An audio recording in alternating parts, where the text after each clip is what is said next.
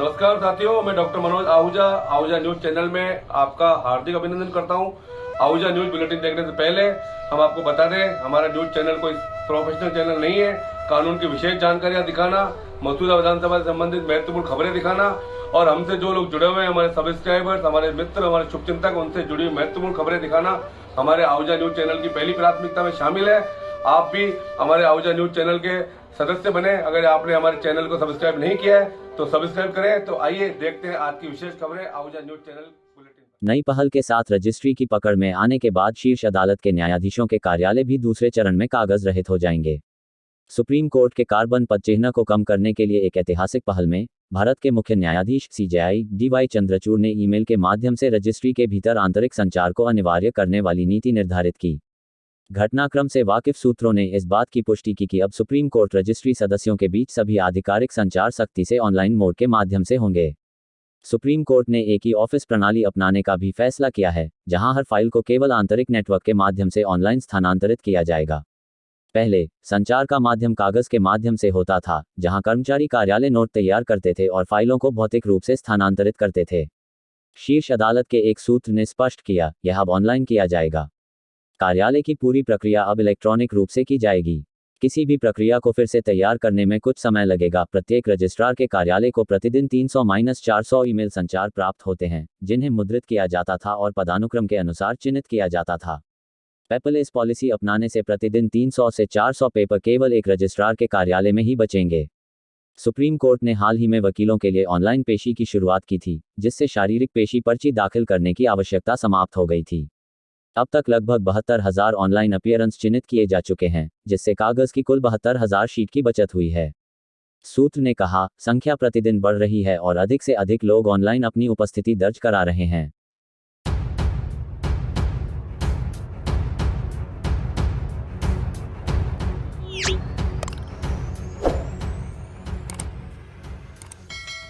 श्री जैन श्वेतांबर तपागच संघ के तत्वाधान में तथा साध्वी सौम्या प्रभा श्री जी की प्रेरणा और साध्वी विशेषमाला श्री जी आदि थाना 10 की निश्रा में सब्जी मंडी स्थित नूतन उपाश्रय भवन का भूमि पूजन दिनांक 26 जनवरी गुरुवार बसंत पंचमी के पावन अवसर पर अभिजीत मुहूर्त में संपन्न हुआ। संघ मीडिया प्रभारी योगेश ताथड़ ने बताया कि सर्वप्रथम नमोकार महामंत्र का जाप किया गया, उपरांत लाभार्थी परिवार वीरेंद्र कुमार खेमचंद सोनू लोड़ा द्वारा भूमि पूजन को विधिवत किया।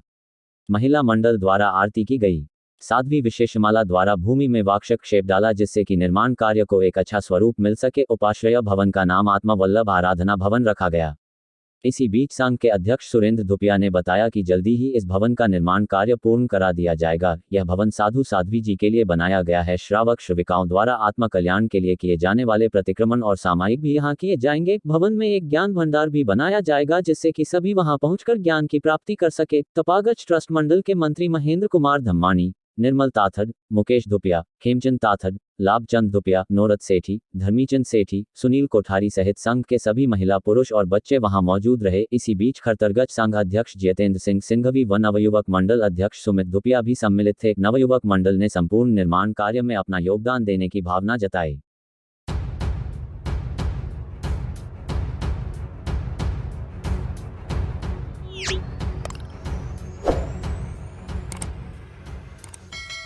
मुख्य न्यायाधीश ने यह भी कहा कि जनवरी 2022 से उच्च न्यायालय की सभी 3 बेंच 30 मिनट की अतिरिक्त अवधि के लिए काम कर रही हैं, जिससे मामलों के निपटान में परिणामी वृद्धि हुई है। उच्च न्यायालय के मुख्य न्यायाधीश रवि मालिमत ने गुरुवार को कहा, मध्य प्रदेश उच्च न्यायालय ने वर्ष 2022 में 1,21,041 मामलों का निस्तारण किया और इस तरह का सबसे पुराना मामला वर्ष 1968 का था।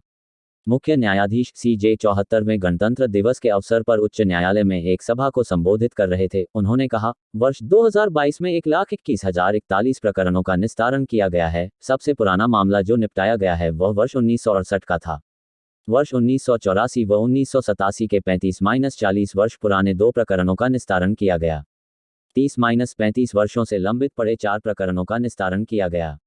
144 मामले 25 से 30 साल से लंबित, 1039 मामले 20 से 25 साल से लंबित, 15 से 20 वर्षों से लंबित 1565 मामले, 10-15 वर्षों से लंबित 2400 मामले, 5 से 10 वर्षों से लंबित 6,670 मामले और पिछले 5 वर्षों से लंबित 1,09,216 मामलों का निस्तारण किया गया। मुख्य न्यायाधीश ने यह भी कहा कि जनवरी 2022 से उच्च न्यायालय की सभी 3 बेंच 30 मिनट की अतिरिक्त अवधि के लिए काम कर रही हैं, जिससे मामलों के निपटान में परिणामी वृद्धि हुई है।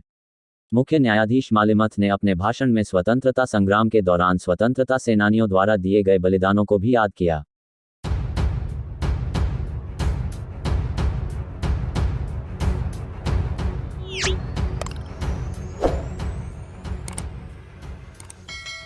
राजस्थान कांग्रेस के प्रभारी सुखजिंदर सिंह रंधावा के आज अजमेर पधारने पर कांग्रेसी नेत्री भिनाय सरपंच डॉक्टर अर्चना सुराणा ने शिष्टाचार भेंट कर गुलदस्ता सौंपा।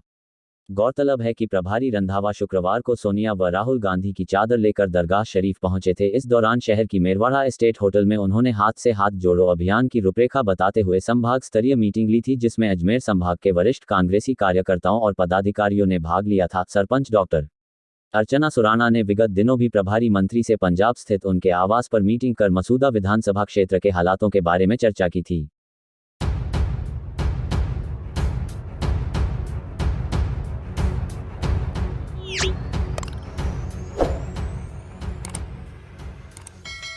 अजमेर जिले के जाने माने अधिवक्ता व समाजसेवी डॉक्टर मनोज आहूजा का जन्मदिन आज राजस्थान उच्च न्यायालय जयपुर के साथी अधिवक्ताओं ने हर्षोल्लास के साथ मनाया। हाईकोर्ट बार के अधिवक्ता अजय शर्मा व शिल्पा शर्मा ने आहूजा को उनके ई ब्लॉक स्थित चेंबर में आमंत्रित कर सरप्राइज देते हुए जन्मदिन मनाया। इस अवसर पर अधिवक्ता नीरज जोशी, रविंद्र पालीवाल, संचिता पुरोहित, करण सिंह राजावत मौजूद रहे, जिन्होंने एडवोकेट डॉक्टर आहूजा का माल्यार्पण कर स्वागत अभिनंदन करते हुए केक काटकर बधाई व शुभकामनाएं दी तथा उपहार भी दिया।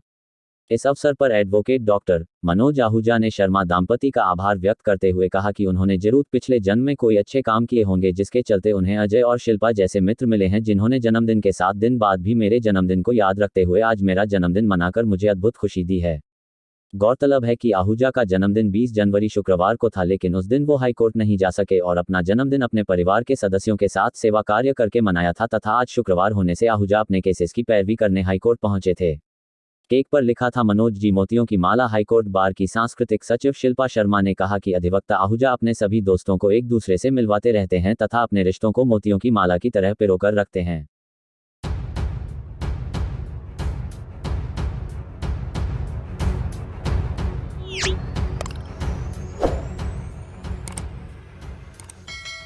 कांग्रेस के प्रदेश प्रभारी सुखजिंदर सिंह रंधावा ने शुक्रवार को अजमेर स्थित मेरवाड़ा पैलेस में मीटिंग आयोजित कर कांग्रेसी कार्यकर्ताओं को संबोधित किया। इस अवसर पर प्रदेशाध्यक्ष गोविंद सिंह डोटासरा व राजस्व मंत्री रामलाल जाट भी मौजूद रहे। बैठक के दौरान देहात कांग्रेस के हरिसिंह गुर्जर एडवोकेट के सानिध्य में विधायक राकेश पारीक, पूर्व विधायक रामनारायण गुर्जर, महेंद्र सिंह गुर्जर, पूर्व मंत्री नसीम अख्तर, हरचंद्र हाकला, राजू गर्ग, ब्लॉक अध्यक्ष सुमेर सिंह, सुरेश चौहान, जसराज चौधरी, शरीक मोहम्मद ने प्रभारी रंधावा से मिलकर देहात के संगठन व पार्टी की मजबूती के लिए सुझाव दिए तथा संगठन में जल्द नियुक्तियां करने पर चर्चा की। हरिसिंह गुर्जर व वैभव जैन एडवोकेट ने विधि विभाग कांग्रेस के वकीलों को राजनीतिक नियुक्तियों में अवसर देने की मांग भी की।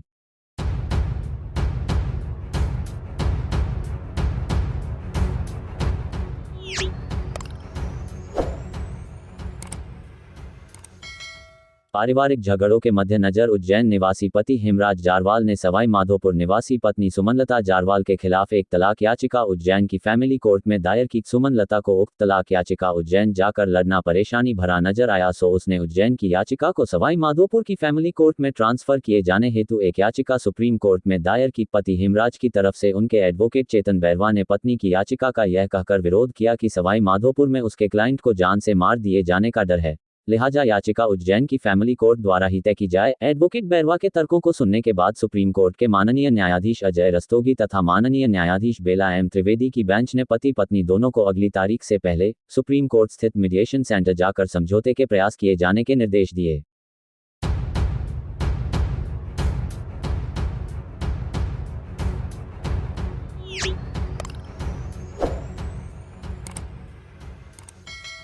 कस्बे के समाजसेवी व धर्मपरायण व्यापारी ओम प्रकाश आहूजा ने अपनी धर्मपत्नी स्वर्गीय पद्मा देवी आहूजा की अंतिम इच्छा पूरी करते हुए अपने पुत्र नरेश आहूजा के नवनिर्मित मकान का गृह प्रवेश कार्यक्रम विधि विधान के साथ पूजा अर्चना कर धार्मिक आयोजन के साथ संपन्न किया।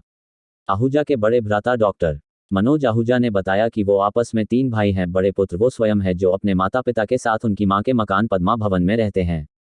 छोटे भाई शंकर व नरेश आहूजा अपनी पत्नी व बच्चों के साथ अपने पिताजी को समर्पित ओम कृपा भवन में निवास करते चले आ रहे हैं। गत वर्ष उनकी मां का स्वास्थ्य बिगड़ने लगा था, तब उन्होंने अपने पति ओम प्रकाश आहूजा से इच्छा जाहिर करते हुए कहा कि ओम कृपा भवन के पीछे जो प्लॉट है उसमें उनके लाडले पुत्र नरेश राजा का मकान बनवाओ।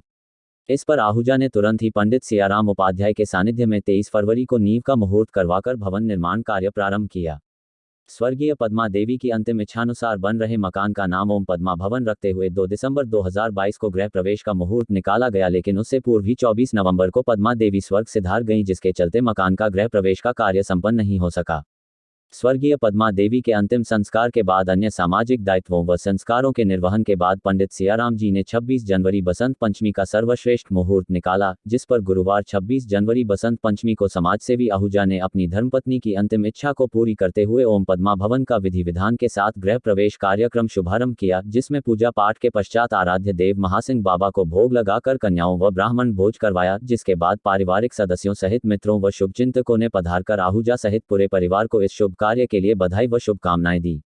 सोनम नरेश आहूजा का अभिनंदन कर भोजन प्रसादी ग्रहण की।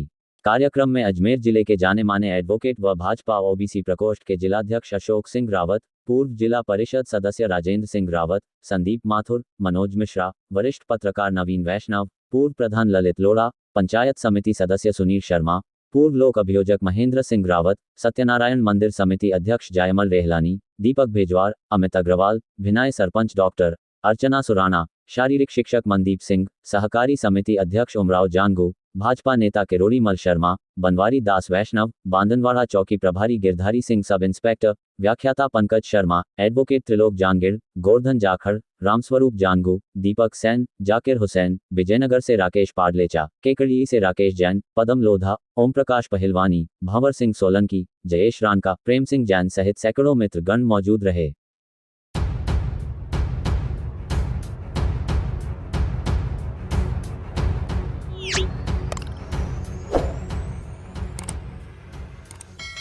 प्राचीन श्री भगवान देवनारायण मंदिर आनासागर रोड में मूर्ति स्थापना तथा 2 दिवसीय कार्यक्रम शनिवार को धूमधाम से संपन्न हुआ। देवनारायण कार्यक्रम के पहले दिन 26 जनवरी को सवेरे 101 कलश लेकर भक्तिधाम से मंदिर तक महिलाओं ने नाचते गाते शोभायात्रा निकली तथा हवन पूजन हुआ। यज्ञ में जोड़ों ने घी से आहुतियां दी, हवन किया। गुरुवार 26 जनवरी को रात्रि में महंत दयालनाथ जी महाराज के सानिध्य में भजन कीर्तन रात भर मंदिर पर किया गया।